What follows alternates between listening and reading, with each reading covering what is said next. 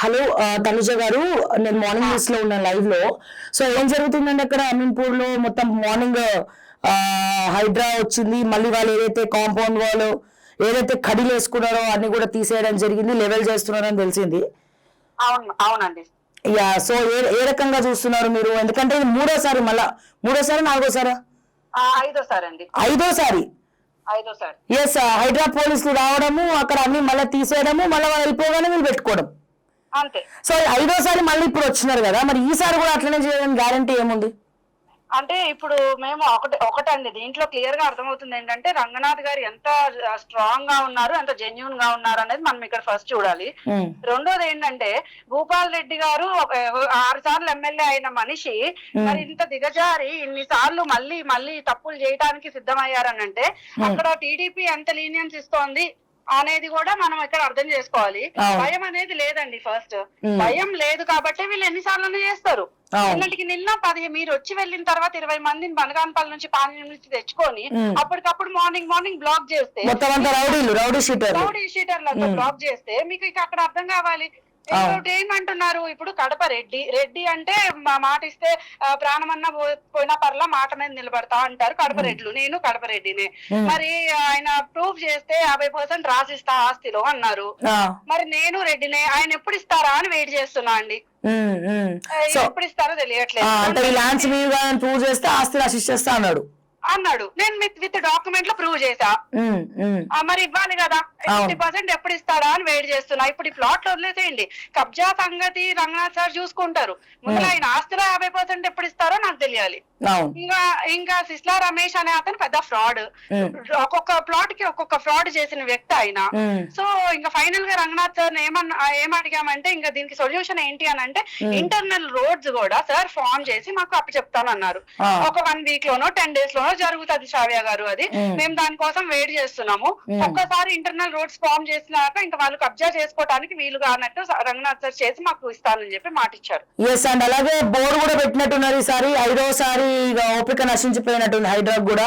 This land is under preview of Hydraa writ petition number అని చెప్పి ట్రెస్పాసర్స్ will be prosecuted అని చెప్పి బోర్డు పెట్టినారు. ఏ రకంగా చూస్తున్నారు? అండ్ ప్రతిసారి తనుజ గారు యాక్చువల్గా 5 సార్లు హైడ్రా వచ్చింది అంటే అక్కడ కొల్లుడయ్యేది ఎవరు? ముఖ్యంగా వీళ్ళకి ముందే ఇన్ఫర్మేషన్ ఎట్లా పాస్ అవుతుంది అనేది పెద్ద క్వశ్చన్ మార్క్. అంటే సిగ్గులేదండి. ఇప్పుడు ఆంధ్రాలో తరిమి కొట్టారు వైసీపీ వాళ్ళని.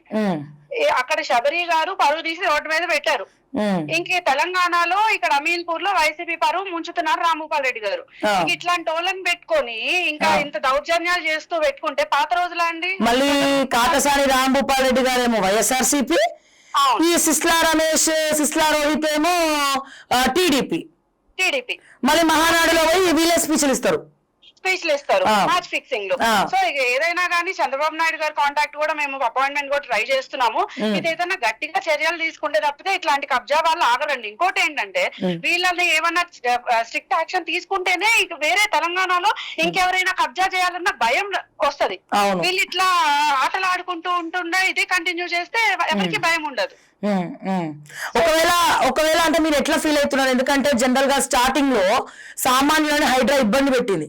సో మేము కూడా చాలాసార్లు క్వశ్చన్ చేసినాం, ఉన్నోళ్ళకైనా హైడ్రా, ఉన్నోళ్ళని వదిలేస్తారు, లేనోళ్ళకైనా హైడ్రా అని చెప్పి.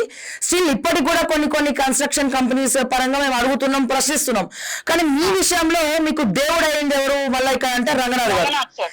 సో ఏ రకంగా చూస్తున్నారు హైడ్రా రంగనాథ్ సార్ అంటే? ఇక్కడ కింది స్థాయి వ్యక్తుల గురించి మనం మాట్లాడుకోవట్లేదు, బట్ బలంగా వాళ్ళు ఎన్ని చేసినా మీరు కూడా భరించినారు.